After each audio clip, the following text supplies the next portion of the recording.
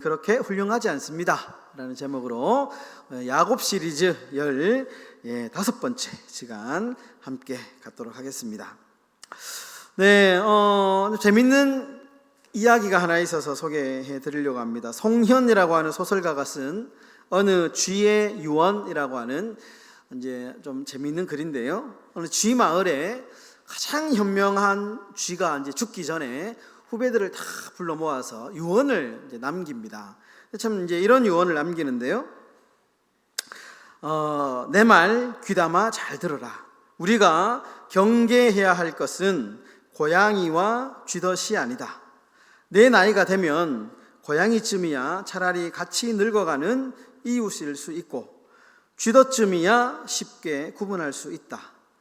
우리가 가장 경계해야 할 것은 고양이도 아니고 쥐덫도 아니고 바로 쥐약이다.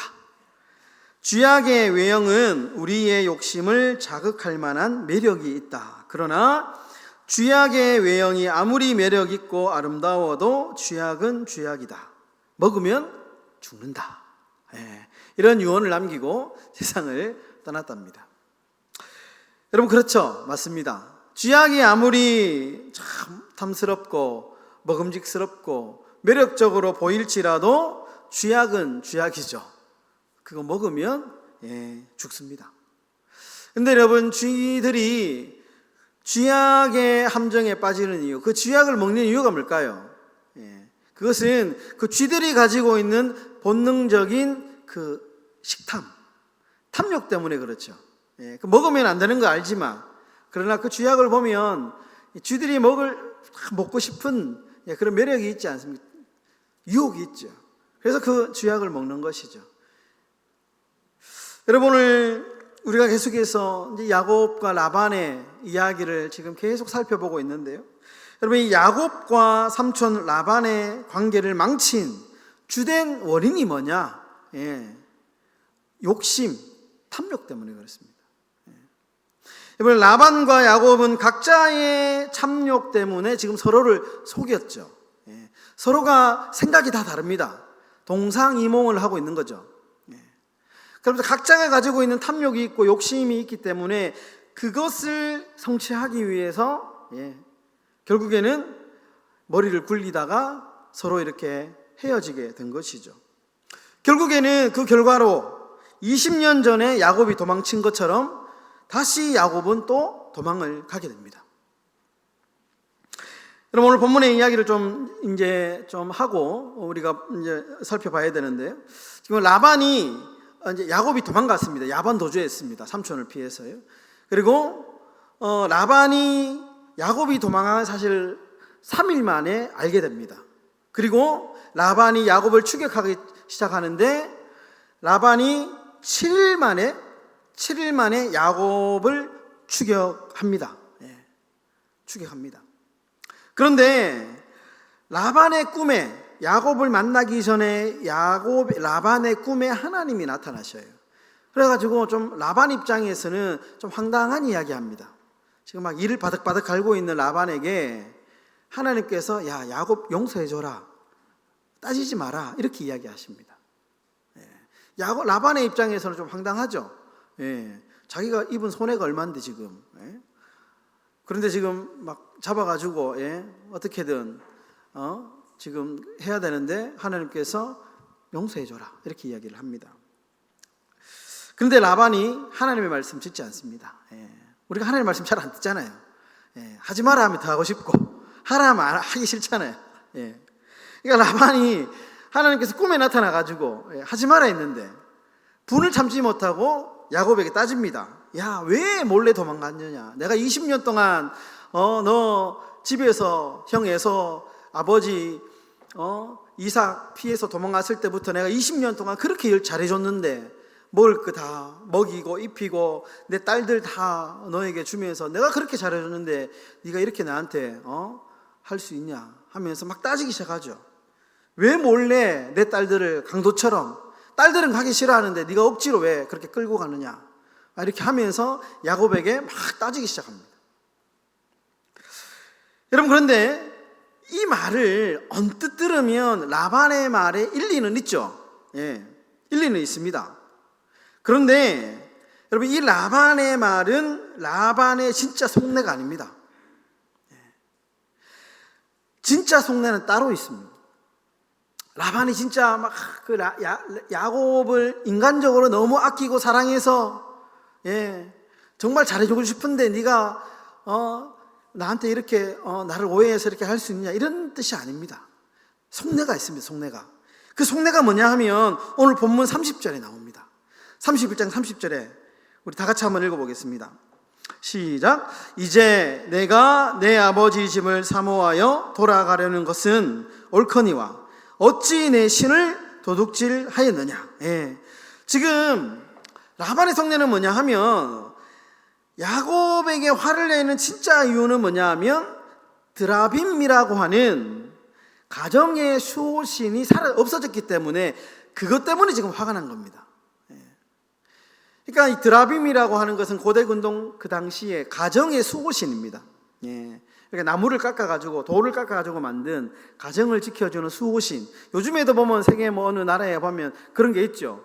가정을 지켜주는 수호신처럼 이렇게 이제 다듬어가지고 매일 아침마다 거기에 절하고 하루에 안녕을 비는 그런 것처럼 이 드라빔이라고 하는 것은 가정을 지키는 수호신인데 라반이 정말 아끼던 것 같아요. 근데 라헬이 그거 훔쳐갔거든요. 야곱이 야반도주 할 때에 라헬이 그건 이제 귀중한 것 알고 몰래 훔쳤습니다. 근데 야곱은 모르고 있었어요. 라헬이 그 드라빔을 훔친 것을 야곱에게는 말하지 않았습니다. 그러니까 라반이 지금 화가 난 이유는 뭐냐 하면 사라진 드라빔, 자신이 너무 아끼고 사랑하는 드라빔이 사라졌기 때문에 지금 그거 찾으려고 지금 야곱을 쫓아온 겁니다. 지금 이게 진짜 라반의 속내입니다.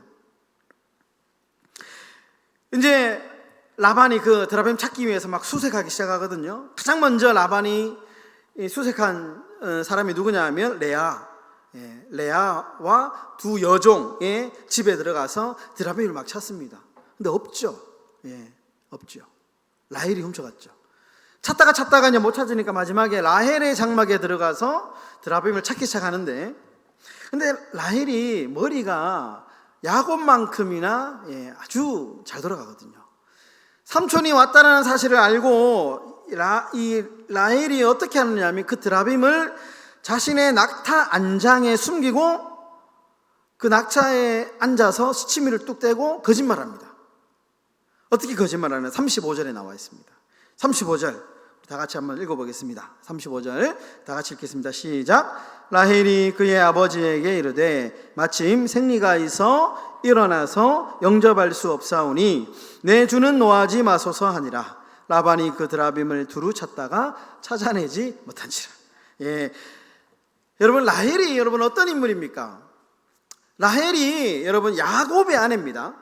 야곱은 지금은 좀 이렇게 보면 어설프지만 야곱은 장차 믿음의 조상이라고 불려질 만큼의 하나님께 인정받는 사람이죠. 라헬, 그런 인물의 아내. 그리고 여러분 그 유명한 요셉의 어머니입니다. 우리 요셉 하면 요셉은 성경적으로 보면 예수님의 그 표상이라고 얘기하거든요. 그 정도로 요셉이 훌륭한 사람입니다. 그 훌륭한 요셉의 어머니가 누구냐면 라헬이에요. 심지어 여러분 룻기 4장 11절을 보면 그 라헬을 평가하는데 어떻게 평가하냐면 이스라엘의 집을 세운 라헬이라고 이렇게 엄청나게 존경받는 여자로 평가하고 있습니다. 그러니까 라헬은 일반 서민이 아니고요, 영부인 같은 존재, 되게 사람들이 우러러보는 존재입니다. 그런데 라헬이 눈 하나 깜짝거리지 않고 지금 거짓말하죠. 거짓말합니다. 여러분, 이 설교 준비하면서 라헬도 저는 별 볼 일 없네, 야곱도 정말 참 대단한 인물이고 라반도 그렇고, 성경에 나오는 인물들이 좀 보면 하나같이 대단한 인물인 줄 알았는데 파면 팔수록 나보다 못한 사람인 것 같아요. 별 볼 일 없는 것 같아요. 여러분, 성경은 우리 인간을 훌륭한 존재, 대단한 존재로 그렇게 말하지 않습니다. 대표적으로 바울이 로마서에서 인간의 본성, 인간은 어떤 존재인가에 대해서 아주 적나라하게 표시하죠. 로마서 3장 10절과 18절에 보시면 이렇게 되어 있습니다. 기록된 바 의인은 없나니 하나도 없으며 깨닫는 자도 없고 하나님을 찾는 자도 없고 선을 행하는 자는 없나니 하나도 없도다.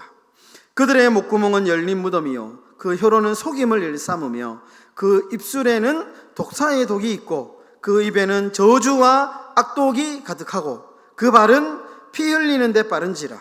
그들의 눈앞에 하나님을 두려워함이 없느니라.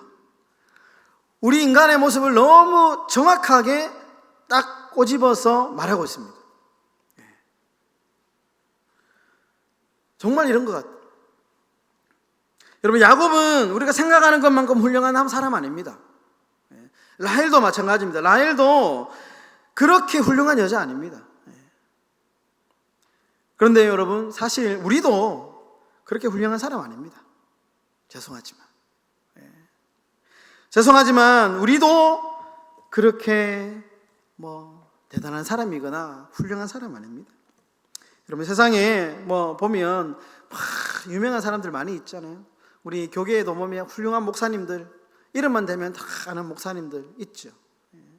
근데 저는 세상에 의로운 목사 없습니다. 세상에 의로운 목사가 어디 있고, 세상에 의로운 장로, 세상에 의로운 권사, 집사가 어디 있습니까? 세상에 의로운 사람은 단 한 사람도 없어요. 우리는 마치 의롭고 완벽한 사람처럼 주장하고 따지고 막 공격합니다. 나는 너하고 다르다. 나는 다르다. 이렇게 얘기하죠. 그런데요, 알고 보면 거기서 거기입니다. 거기서 거기. 우리는 우리의 실체를 잘 봐야 됩니다. 여러분, 오늘 이 짧은 이야기에서 꼭 한 가지 우리가 기억했으면 좋겠습니다. 우리가 잘 넘어지는 법을 배워야 된다는 겁니다. 무슨 말이냐? 여러분, 우리는 완벽한 존재도 아니고요, 그렇게 생각보다 훌륭한 사람도 아니고요, 상황이 불리하면 언제든지 거짓말도 잘하고, 인내심도 없고 잘 삐지고 늘 내중심적으로 생각하고 이기적인 존재입니다. 잘 넘어집니다. 그러므로 완벽해지려는 방법을 찾는 게 아니고 잘 넘어지는 연습을 해야 됩니다. 우리가. 어떤 목사님들은 보면 이렇게 하면 완벽해지고 저렇게 하면 완벽해지고 완벽한 방법, 율법주의적으로 이야기하는데요, 그렇지 않습니다. 우리가 완벽해지려는 방법은 세상에 없습니다. 왜? 인간은 하나님을 떠난 이상, 하나님과 멀어진 이상 완벽해질 수 없어요. 그런 척 하는 거죠, 그냥. 여러분, 우리가 완벽해지려는 방법을 찾는 게 아니고 잘 넘어지는 연습해야 됩니다. 잘 넘어지는 연습. 이게 되게 중요합니다. 여러분, 어린 자녀를 유도체육관에 보낸 아빠가 있었습니다. 어느 날 아빠가 이제 요즘에 체육관에서 뭘 배우는지 궁금해서 물었습니다. 야, 요즘에 뭘 배우냐? 이렇게 물으니까 아들이 아빠에게 의외의 대답을 하는데, 아빠, 저는 잘 넘어지는 것을 배우고 있어요. 이렇게 대답을 한 겁니다. 잘 넘어지는.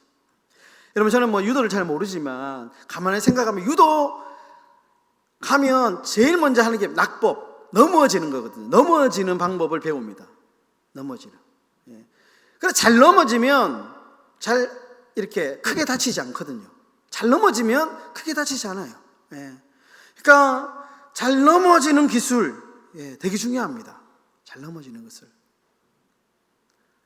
여러분, 저는 자전거 5살 때 이제 배웠는데요, 자전거는 넘어지면서 배우죠. 저도 여기 지금 흉터가 아직까지 있는데 아직도 기억나는데, 자전거 타고 막 가다가 내리막길에서 자전거 브레이크를 못 잡아가지고 벽에 헤딩을 해가지고요, 여기 큰 상처가 났던 기억이 있습니다. 그러니까 자전거는 배우면서, 넘어지면서 배웁니다. 넘어지면서 자전거의 그 재미를 느끼죠. 막 달리다가 넘어지는데, 한번 넘어졌다고 안 타는 거 아니잖아요. 계속 타고 싶잖아요. 자전거의 매력을 넘어지면서 느끼는 거니까. 여러분, 넘어지는 쪽으로 자전거는 핸들을 틀어야지 덜 다친답니다. 우리가 보통 사람은 넘어지면 반사적으로, 인간은 반대쪽으로 이렇게 몸을 트는 경향이 있는데, 자전거는 넘어질 때 넘어지는 쪽으로 핸들을 꺾어야지 조금 적게 다친답니다. 넘어지는 쪽으로 잘 넘어야 된다. 자전거를 타고 가다가 멈추면 넘어진답니다. 그렇죠? 자전거를 타다가 넘어지지 않으려면 계속 페달을 밟아야 되죠. 나머지 자전거를 딱 쓰면 넘어지는 거죠. 여러분, 우리 인생이 유도 기술하고요, 유도의 원리하고 자전거 원리하고 똑같다고 생각합니다. 우리가 잘 넘어져야 됩니다. 사람은 누구나 넘어집니다. 완벽한 사람 없습니다. 완벽한 사람 누구나 넘어집니다. 그런데 넘어지면 끝나는 것이 아니고 넘어지면서 배우고 성장하는 거죠. 넘어지면서.